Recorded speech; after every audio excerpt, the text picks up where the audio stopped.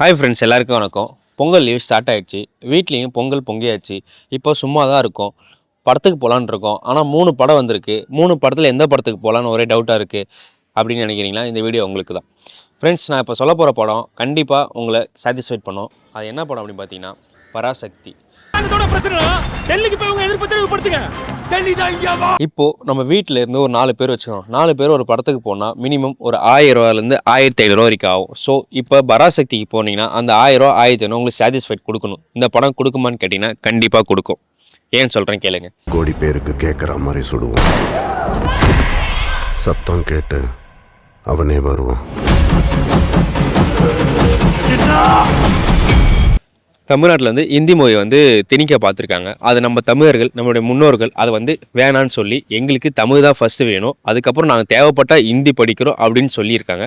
அந்த கதையை தான் இவங்க இந்த படத்தில் சொல்லியிருக்காங்க.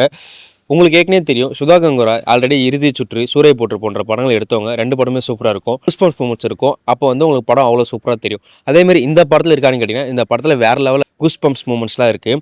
ஸோ எனக்கு 3-4 இடத்துல கனெக்ட் ஆயிடுச்சு.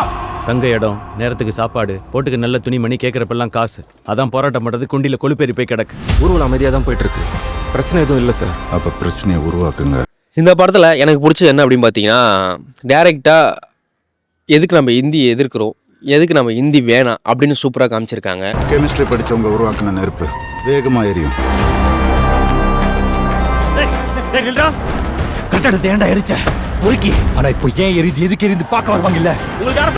நீங்கள் எல்லாம் நினச்சிருக்கலாம், ஹிந்தியெல்லாம் படிக்கலாமே, ஏன் நம்ம படித்தா யூஸ்ஃபுல் ஆகுமே அப்படின்னு சொன்னால் அவங்க அது மாதிரி அந்த டைமில் சொல்லியிருந்தா பரவாயில்ல, இப்போ இருக்கிற மாதிரி.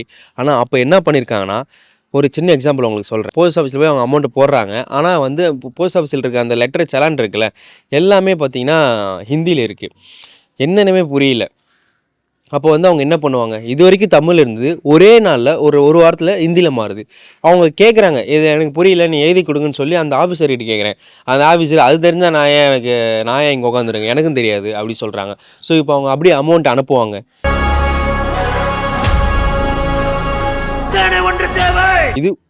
இது ஒரே இன்சிடெண்ட் தான். இது மாதிரி படத்தில் ஏகப்பட்டது இருக்குது, நமக்கு ஈஸியாக கனெக்ட் ஆகும். ஸோ இப்படிலாம் திணிச்சிருந்தாங்கன்னா நாம் என்ன பண்ணியிருப்போம் அப்படின்னு சொல்கிறது தான் இந்த படத்தை எடுத்து வச்சுருக்காங்க. ஸோ இந்த படம் நமக்கு எப்படி வெள்ளைக்காரங்கிட்ட நம்ம சுதந்திரம் ஆகணுமோ அதேமாரி நம்ம இந்தியாவிலேருந்து நமக்கு ஹிந்தி வேணான்னு சொல்லி நம்ம தமிழை வந்து சுதந்திரம் மாரி காப்பாற்றிருக்கோம். ஸோ அப்படிப்பட்ட ஒரு படத்தை நீங்களாம் பார்க்கணும் தானே. பாருங்கள், என்னை பொறுத்த வரைக்கும் படத்தை பார்த்து என்ஜாய் தான் பண்ணுவீங்க. Anti national scum.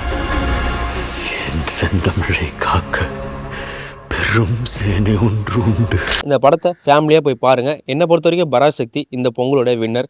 நீங்கள் என்ன நினைக்கிறீங்க, இந்த பொங்கலுக்கு எந்த படம் பார்த்தீங்க, பொங்கலுக்கு எந்த படம் வின்னர், அதையும் கமெண்ட் பண்ணுங்கள். நீங்கள் பராசக்தி படம் பார்த்துருந்தீங்கன்னா உங்களுக்கு எந்த அளவுக்கு பிடிச்சிருந்து கமெண்ட் பண்ணுங்கள். அவன் யாரா இருந்தாலும் அவன் என் தம்பி.